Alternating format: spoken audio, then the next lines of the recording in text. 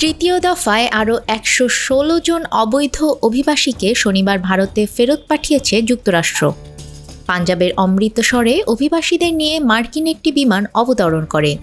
তবে হাতকড়া শিকল বিতর্ক এবারও পিছু ছাড়ল না বলে জানিয়েছে স্থানীয় সংবাদ মাধ্যমগুলো। সংবাদ সংস্থা পিটিআই অনুসারে শনিবার রাতে আমেরিকা থেকে ফেরা এক অবৈধবাসী দাবি করেছেন তাদের হাতকড়া পরিয়েই বিমানে নিয়ে আসা হয়েছে। শুধু তাই নয়, ওই অবৈধবাসী দাবি করেছেন তাদের পায়েও বাঁধা ছিল শেকল।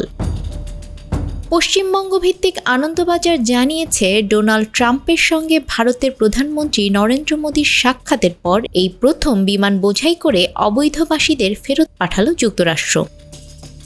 এর আগে গত ৫ ফেব্রুয়ারি ট্রাম্পের পাঠানো সামরিক বিমানে ভারতীয় অবৈধ অভিবাসীদের হাতকড়া পরিয়ে শিকলে বেঁধে নিয়ে আসা হয়েছিল।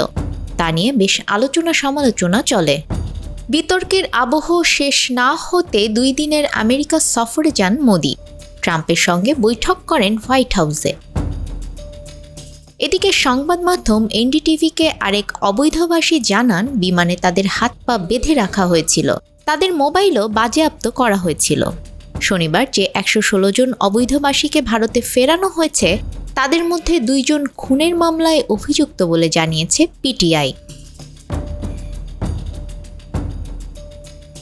নিউজ ডেস্ক, আমাদের সময়।